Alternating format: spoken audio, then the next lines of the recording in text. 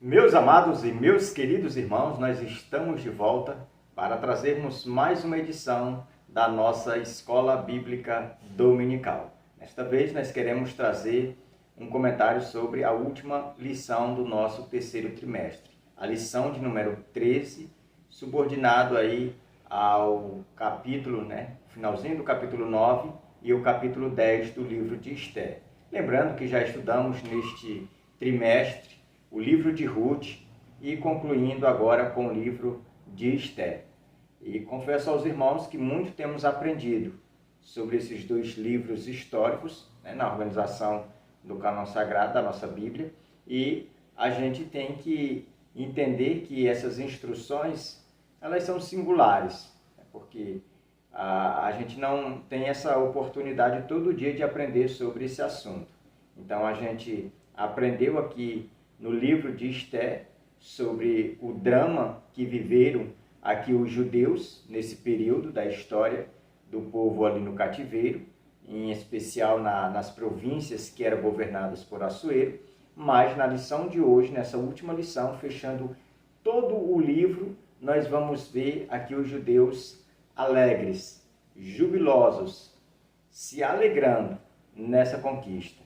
E a gente vai aprender nessa lição acerca da festa de Purim, que o livro de Esther, na verdade, ele permeia em todo o seu conteúdo. O grande objetivo do livro é essa festa. E a gente vai ver que essa festa de Purim, ela tem uma importância muito grande para os judeus. Por quê? Porque para os judeus é como que se fosse, vamos dizer que, um marco na história. Foi o dia em que eles foram livres da morte. Foi o dia em que eles passaram da margem da sombra da morte para a outra margem, a margem da vida. Então, por isso que devia ser comemorado com muita alegria, com muito regozijo e toda a exaltação para Deus, porque foi Deus, através ali de Mordecai, através da confiança de Esther e através das atitudes do rei Assuero, foi que o povo obteve essa liberdade, em terra estranha, de viver aí dias alegres. E como resultado, eles vão comemorar esse dia. A gente vai perceber que essa festa de Purim, ela vai ser decretada como um dia de feriado, para que todos os judeus, em todas as províncias, eles venham aí a comemorar este dia, um dia especial no calendário judaico. E até hoje, essa festa ela é comemorada no meio dos judeus. Em todas as cidades circunvizinhas a Jerusalém, ela é comemorada no dia 14, mas em Jerusalém, ela só é comemorada no dia 15. Em todas as cidades circunvizinhas, as vilas, vilarejo, o povo comemora dia 14. Mas o dia 15, só para os que estão em Jerusalém, ou todo o povo vai em Jerusalém para comemorar essa festa no dia 15. Então a gente vai ver que essa festa, ela vai ter esses 2 dias de comemoração, dia 14 e o dia 15, também aqui, vamos dizer que no contexto histórico original, que é esses fatos narrados aqui no capítulo 9 do livro de Esther, do versículo 20 até o último versículo aqui do capítulo 9, e o terceiro e último ponto da lição nós vamos ver aqui com base no capítulo 10, que vai ser a exaltação de Mordecai. Então, o tema da nossa lição de hoje é a festa do Purim e a grandeza de Mordecai. Nós vamos comentar, trazer um breve comentário com relação a esse tema. Mas antes de passarmos aqui alguma informação acerca aqui desse tema e da nossa revista, que é o nosso guia prático, eu quero te convidar a ser um parceiro do nosso canal. Como? Se inscrevendo, compartilhando e, claro, sempre que puder, deixe o seu comentário, deixe o seu like, o seu gostei, porque isso faz com que nós cheguemos mais adiante. A gente esteve observando que os usuários, que faz uso dessa ferramenta, a maioria não são aí inscritos, cerca de 60%, que assiste ou que faz uso desses vídeos não são inscritos desse canal. Então eu peço a você que você possa se inscrever para nos ajudar, para que assim esse canal ele venha chegar mais adiante e as pessoas venham também ter acesso a essas informações que nós temos, né, para repassar para todos os professores, para os alunos, para os superintendentes da nossa escola bíblica. Domingo passado, agora, nós comemoramos também, foi um dia especial para a escola bíblica, porque nós comemoramos aí o Dia Nacional da Escola Bíblica aqui no Brasil. Então foi um domingo onde, na maioria das igrejas, né, na nossa nação, teve apresentações ou informações com relação a esse dia que era o Dia Nacional da EBD. Então, nesse domingo agora, que é para fechar, dia 26, nós vamos aqui aprender um pouquinho com base no capítulo 9 do livro de Esther e o capítulo 10, fechando aí todo o nosso livro, todo o comentário, também o trimestre, e já para darmos início ao próximo trimestre, que a gente já apresentou aqui, né, uma imagem, né, do conteúdo que nós vamos estudar, vai ser sobre o livro de Mateus, aonde Jesus vai ser apresentado como o Filho de Deus e Rei, né, o Rei dos Judeus. Então a gente vai aí estudar o livro de Mateus no quarto trimestre aqui do ano de 2021.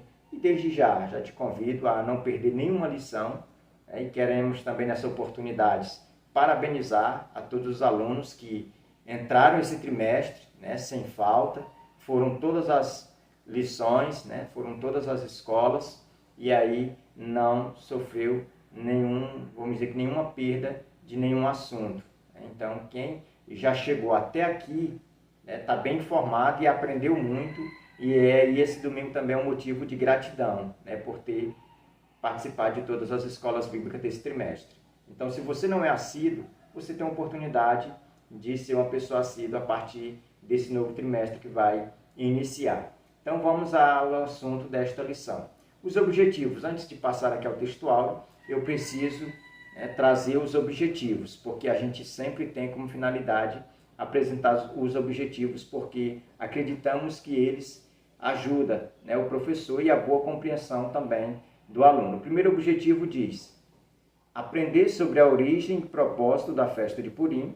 Segundo, mostrar como os judeus exilados finalmente puderam celebrar a vitória providenciada por Deus. E terceiro e último, explicitar a maneira como Deus age na vida dos que se dedicam a fazer conhecido e notório o seu nome.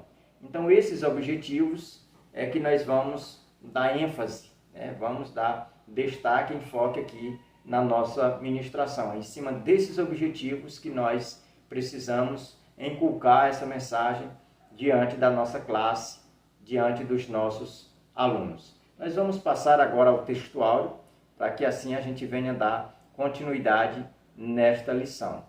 O textual se encontra em Esther 9 e o verso 26 que diz: por isso, aqueles dias chamam Purim, do nome Pur, daí por causa de todas as palavras daquela carta, e do que testemunharam e do que lhes havia sucedido. Então esse é o nosso textual, versículo 26, onde a gente vai ver o sacro escritor, né, o escritor aqui do livro de Esther, ele vai dar uma explicação acerca do significado do nome Purim. A gente vai ver aqui a etimologia da palavra. A gente vai ver que essa palavra, a gente vai acompanhar no primeiro ponto, que a origem dessa palavra, ela é de origem babilônica, né, Pur, que é essas iniciais, e ela tem a ideia de sorte, de lançar sorte, de sortear. É como já falei em aulas passadas, que Amã, quando ele foi fazer, né, o decreto para punir os judeus, para aniquilar os judeus, para matar os judeus que estavam em todas as províncias de Assuero, ele lançou sorte. Ele pegou os 12 meses, né, do ano, colocou dentro de um recipiente, né, sacudiu e tirou ali o mês. Aí isso dá o nome de Pur, ou seja, a origem da palavra Purim é de sorte. Ele lançou sorte. Qual seria o mês de aniquilar os judeus? E ali a sorte, Deus no controle de todas as coisas, a sorte vai ser o mês de Adar. e sem saber Amã estava determinando aí um feriado, né, uma data especial para os judeus, um marco na vida de todo judeu. A gente vai ver que Amã escolheu aí o mês de Adar, né, 14º dia do mês de Adar, e é onde vai ser comemorado, é onde vai ser tido e conhecido na história do povo judeu como o dia do livramento, o dia em que Deus deu vida ao seu povo que estava debaixo de uma nuvem de morte, de condenação. E a gente vai ver que Deus chega com uma resposta, Deus chega com providência na vida do seu povo. E por isso esse povo vai ter esse motivo para jubilar, para se alegrar na presença de Deus. Vamos agora à nossa verdade prática. É justo celebrar com entusiasmo os livramentos proporcionados por Deus, por meio de sua providência constante. Então a gente percebe aqui que a nossa verdade prática, ela nos informa que é justo nós celebrarmos com entusiasmo as vitórias concedidas por Deus.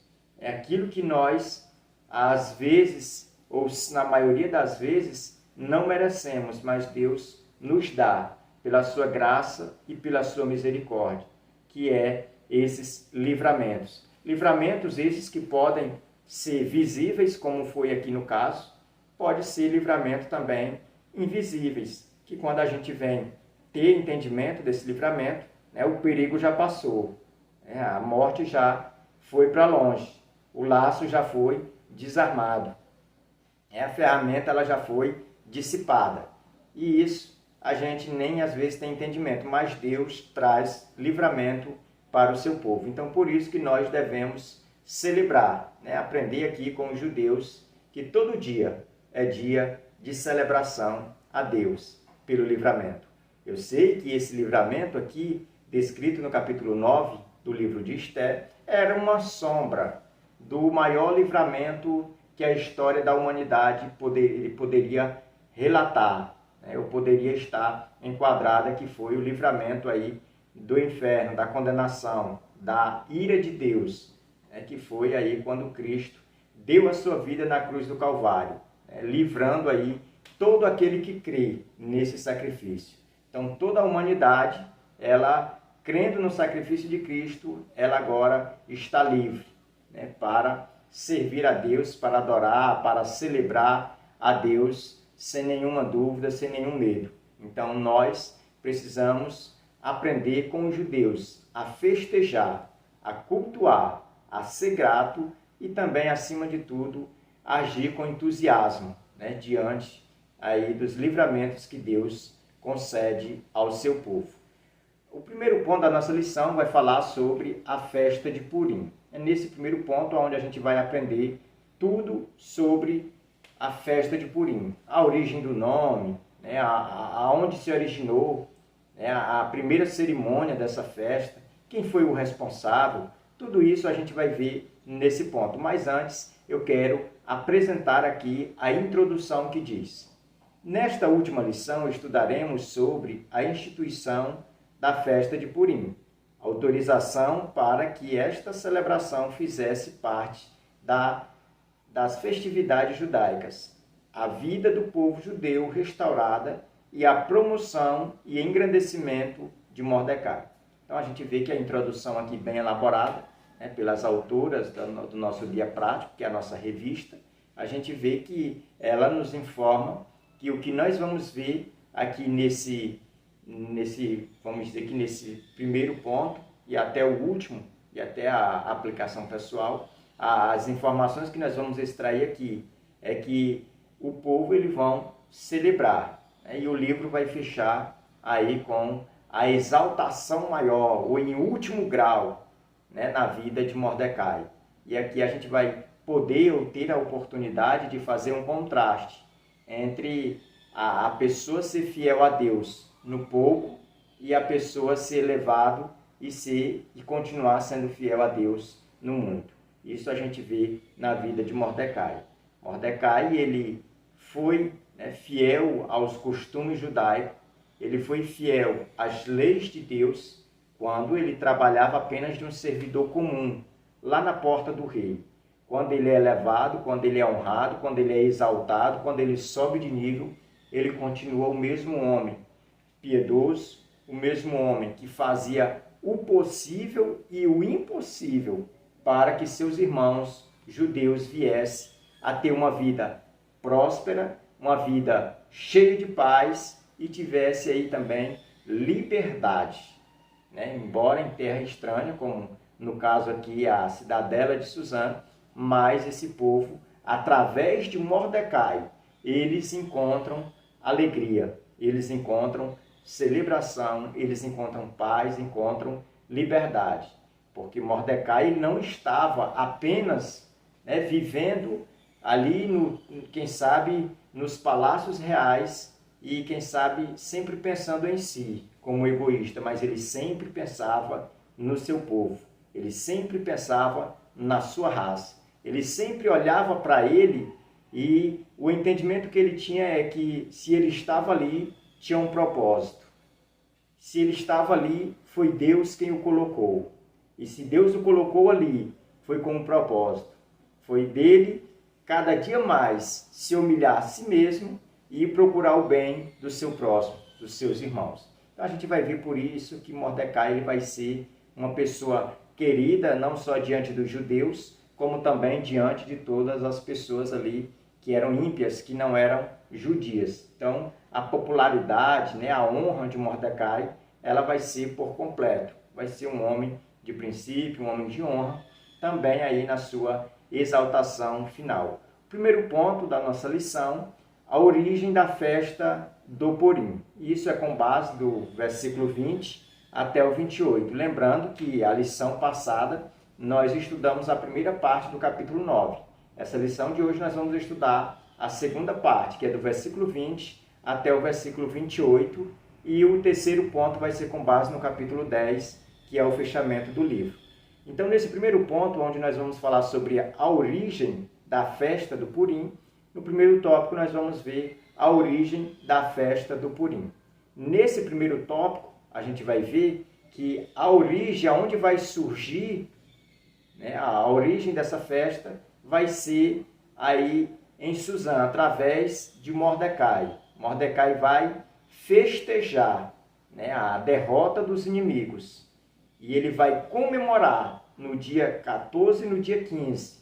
Né? Em Suzã vai ser dia 15, porque dia 14 eles ainda estavam guerreando, né, buscando ainda as pessoas que tinham sido aí pessoas que eram contrários aos judeus, né, que queriam a morte dos judeus. Então, em Suzã, dia 15, essa festa ela foi instituída. E Mordecai, agora ele é o responsável, ou vamos dizer que ele é o representante maior de todos os judeus nessas 120 províncias que o rei Assuero tinha autoridade sobre elas. Então, Mordecai ele é responsável por tudo isso, por isso que ele vai ser a fonte, né, que vai jorrar essa festa. Ele vai ser o maior bandeirante da festa de Purim. Ele vai ser o primeiro, né, a se levantar a favor de que o povo, neste dia, eles se alegrem, eles celebrem, eles comemorem através de banquete, né? Se for em uma casa onde as pessoas não têm condição, os outros ajudem. E a gente vai ver que ele, sendo essa origem, ele vai ser o teu respaldo, o respeito aí da rainha Esté, que mais tarde também vai escrever, né? Vai fazer com que o rei Assuero escreva um decreto, né, legalizando, né, vamos dizer que os custos, né, e autorização do monarca Assuero para que essa festa acontecesse em todos os lugares e todos os anos. Para que essa festa ela fosse esse memorial. Sempre que o povo chegasse no mês de Adar, no dia 14 e no dia 15, o povo olhasse para o céu e tivesse motivos para agradecer, porque foram livres da morte, porque Deus trouxe providência para a vida desse povo. Então a gente vai ver aqui nesse primeiro tópico que a pessoa responsável aqui foi Mordecai. Vamos agora passar ao segundo tópico, que vai falar sobre a festa como instituição oficial. É nesse tópico onde a gente vai ver, com base no versículo 23, que essa festa ela vai ser uma festa instituída, né, oficialmente. Ou seja, ela vai ser uma instituição oficial. Ela vai ter documentos que vai provar que ela é legal. Vai ter decretos ali onde o rei ele vai autorizar Esté a escrever, porque Mordecai ele vai fazer só cartas. Né? As cartas elas não vão ter esse legal, vamos dizer que essa forma legal, toda essa autoridade que essa instituição vai ter depois que Esté faz o decreto. As cartas eram só um tipo de informativo. Aqui é como que se, depois que essas cartas são colocadas diante das províncias, agora Esté faz um decreto. Aí se torna institucional, ou seja, se torna lei. Todos têm que cumprir. O Estado, que era a coroa, ela tinha que financiar, né? Vamos dizer que o caráter moral dessa festa, né? Que é a festa de Purim. É onde a gente vai ver que o rei, né, com esse decreto, ele poderia autorizar os patrões que tinham empregados judeus a liberar esses empregados para comemorar o dia 14 e o dia 15, né, em suas casas. Ou seja, era feriado nacional para o povo, para os judeus festejar isso, em honraria aos judeus, ao livramento que Deus dera aos judeus. Isso a gente vai ver que é uma instituição real, né? Vai ter esse valor legal, que é como que a gente hoje, aqui na nossa nação, a gente muito vê acontecendo. Algumas cidades, né, elas fazem isso, tem esses projetos, né, de lei, onde eles, no aniversário da cidade, eles sempre colocam um dia, né, como o dia do evangélico. Então isso é a mesma coisa que Mordecai e Esté faz aqui nessas províncias. Então a gente vê essa festa de Purim sendo aí ordenada debaixo da autoridade também de um decreto. O terceiro e último tópico, nós vamos comentar sobre o significado do nome Purim. É nesse tópico onde a gente vai ver que esse nome Purim, ele é da raiz Pur, que é babilônico, e a gente vai ver que o significado, né, principal é sorte, lançar sorte, ou a mesma coisa que a gente pode dizer também que é algo que eles vão colocar à mercê da sorte. Porque os babilônicos, quando eles proferiam esse nome, eles achavam que os deuses dele regiam ou redigiam ali aquela sorte. Então, quando eles lançavam sorte, era eles dizendo que era o Deus deles que estavam ali marcando aquele dia. Então, a gente vê que o significado ou a etimologia da palavra Purim, ela tem esse significado, né? A palavra Pur significa aí esse sentido de sorte, de lançar sorte, de sortear, né? De jogar dados, né? Então isso era todo tipo de ver a sorte, né? Então a gente vê o significado desse nome nesse tópico. Vamos agora ao segundo ponto da nossa lição, que vai falar sobre a festa de Purim até hoje. Aqui é com base do versículo 29 até o 32. O primeiro, né, tópico desse segundo ponto fala sobre Esté ratifica a celebração. Aqui nesse primeiro tópico nós vamos ver que Esté ela vai, assim como Mordecai faz as cartas, né, de punho, como primeiro-ministro, envia às sinagogas, envia às autoridades, a gente vê aqui Esté da mesma forma fazendo isso. Esté agora ela vai ratificar, né, tornar aquelas cartas, né, de uma forma impressa, de uma forma escrita e selada, né, com um anel do rei. É onde ela vai ser publicada, né, Esté vai editar e vai ser publicada, e ela vai ser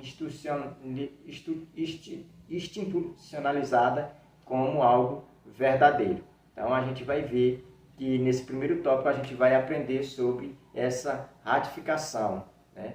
A celebração é onde Esté ela vai não somente convocar, mas ela vai tornar, né, um tipo de lei, né, dizendo para os judeus, para que eles não percam de vista, né, esse dia, essa data, e que eles comemorassem, e que eles olhassem para trás e vissem e passassem isso para a geração futura, para que os filhos tivessem motivos, né, de celebrar neste dia tão especial.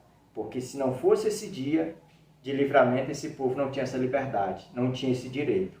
Então, por isso que Esther aqui vai ser um grande pivô, né, a pessoa responsável, né, para ratificar esse momento de celebração entre os judeus em todas as províncias que o rei Assuero governava. Então, a gente vai passar para o próximo tópico de número 2, que diz divulgação da festa de Purim. Aqui nesse tópico a gente vai ver que a festa ela vai ser divulgada, né? Não somente entre os judeus, a gente precisa também fazer esse destaque.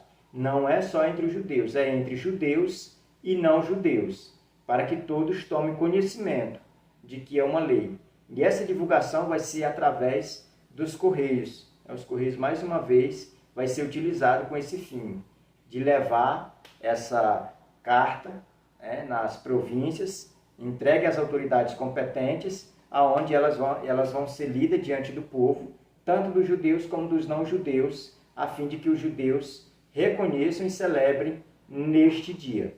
Ainda que a gente olhe para um fato como esse, e os judeus, como eram pessoas bem criteriosas, né, bem sistemáticas, tinha medo, né, e temor de pecar contra Deus e de colocar inovação diante, né, das leis de Deus, eles vão ficar meio que assim. Mas quando eles lerem a carta, perceberem o que eles viveram naquele dia, eles vão ver que ali é uma bênção para eles não se esquecerem, porque eles vão olhar para o passado deles e vão ver que quando eles saíram do Egito, debaixo da escravidão de Faraó, foi arrancado do Egito com mão forte, mão do Senhor.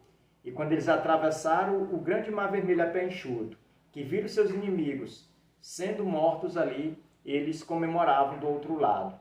Chegaram do outro lado do mar vermelho, dançaram e foi instituída a Páscoa. Aqui é da mesma forma. Eles foram livres, né, dessa perseguição, dessa sombra de morte que estava sobre eles, e eles agora estão vivendo uma nova Páscoa. Não a instituída por Moisés, mas essa vai ser instituída e vai ter como pivô aqui Mordecai e a rainha Esther. Vamos passar agora ao nosso terceiro tópico, né, do segundo ponto, que fala sobre detalhes da festa de Purim. Aqui nesse tópico, é um tópico muito curto, mas é onde a gente vai ter informações acerca desses detalhes. É onde uma geração ela era incumbida de passar todos os costumes, tudo que acontecia naquela festa. Eles passavam para a geração futura, ou seja, os pais passavam para os filhos e os filhos passavam para os outros filhos. Então a gente vai ver que todos os detalhes eles não são esquecidos, ou seja, a criança ela tinha participação nessa festa de Purim, os jovens, adolescentes, os moços e os adultos. Então, os anciões, todos eles tinham uma participação nessa comemoração, através do banquete, através dos louvores, através da recitação, né, do livro de Esther, através de tudo. Até hoje essa festa ela é comemorada e ela tem o seu valor, né, crucial entre os judeus. Como a gente já falou aqui a nível de introdução, essa festa ela é comemorada dia 14 nas outras localidades, mas na Judéia, em Jerusalém, ela é dia 15. Assim como em Suzã ela era comemorada dia 15 e nas outras cidades era dia 14, por isso 2 dias de festa, a gente vê isso acontecendo até os dias de hoje. Vamos passar agora ao nosso terceiro ponto da lição, a grandeza de Mordecai, com base no capítulo 4. Aqui a gente vai ver que Mordecai ele vai ser sobremaneira exaltado. Ele vai se tornar o segundo homem desse governo. Ele vai se tornar o primeiro-ministro do rei Assuero, onde todas as pessoas vão respeitá-lo, vão honrá-lo e vão temê-lo, né, como uma pessoa justa, como alguém que tem equilíbrio e sabedoria para governar. Então, Mordecai aqui, ele era uma pessoa que tinha habilidade, né, para administrar bem esse reino. Ele era o responsável pela administração. Ele é que ordenava, escolhia ali, vamos dizer que uma assessoria para administrar sobre os bens, né, sobre os impostos que o rei Assuero devia cobrar ou devia ter sobre as outras províncias para que o reino viesse a crescer, né, viesse a se expandir economicamente. Primeiro tópico, tributos sobre a terra. Nesse primeiro tópico a gente vai ver aonde vai surgir aí a questão dos tributos no reino de Assuero, e aonde a gente vai ver que aqui Mordecai ele vai ser o responsável, né, para ser uma pessoa hábil nesse império, uma pessoa onde ela vai ter, né, a gente vai ver isso na vida de Mordecai, ele vai ter essa sabedoria de governar essas 125 províncias, né, com alguém que tem entendimento, né, alguém que administra com justiça, né, com lealdade. Isso é um papel de um judeu. Todo judeu, aonde quer que ele vai com esse intuito de agradar não a homens, mas a Deus. Fazer os homens como estivesse fazendo a Deus. E a gente vai ver isso na vida de Mordecai aqui nesse primeiro tópico. O segundo tópico da nossa lição fala sobre arquivos reais.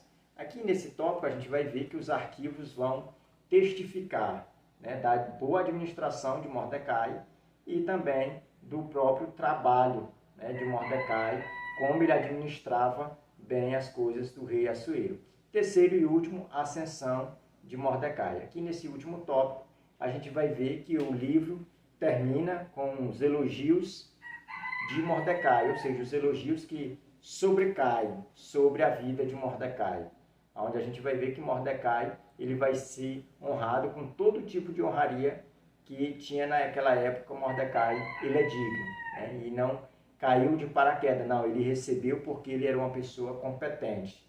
É onde o livro vai fechar, nos informando que Mordecai vai fazer de tudo para que os judeus prosperem, para que os judeus desfrutem de paz, desfrutem de alegria, de satisfação, né, de todo tipo de coisa boa. Mordecai estava lá intervindo pelo seu povo. Por isso que a gente vê mais uma vez, né, nos anais aqui dos registros bíblicos da história, que quando um justo governa, o povo se alegra. A gente vê que Mordecai aqui é um exemplo disso, que ele era um homem justo, um homem piedoso, que estava lá e todos torciam pelo seu sucesso, porque sabiam que se ele fosse bem-sucedido, todo o seu povo também seria. Todos os judeus também nele seriam bem-sucedidos, teriam êxito, né? Teriam paz. Assim como nós, né, que somos igreja, estamos em Cristo, nós temos a certeza que assim como Cristo venceu o mundo, todos nós venceremos, porque nós estamos nos méritos dele. Da mesma forma era os judeus. Eles eram felizes, eram livres, porque eram os méritos ali de Mordecai. A nossa aplicação pessoal diz: podemos ver a atuação providencial e maravilhosa de Deus em todas as páginas do livro de Esther. Sendo assim, é justo celebrar com entusiasmo os livramentos proporcionados por Deus por meio de sua providência constante. Que Deus abençoe. Até a nossa próxima aula, em nome de Jesus.